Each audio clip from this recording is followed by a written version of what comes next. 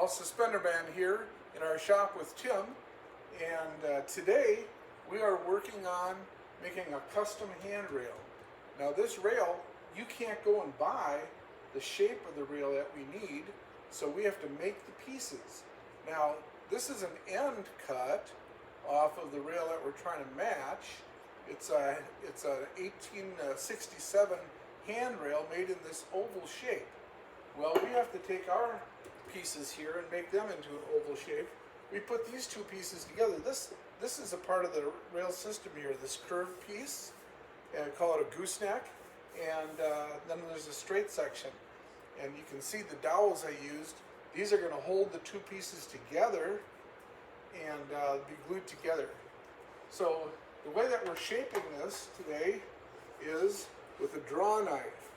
Now, if you've never used a draw knife, the first lesson is to make sure you have it right side up. So with this tool, we can cut away these corners, start to round this handrail off to match that rounded look on our sample piece.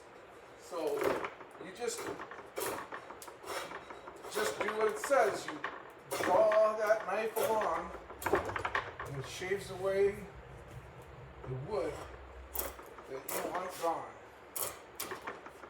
And when we're done, we'll post pictures of the completed rail on our webpage. That's all we got for today.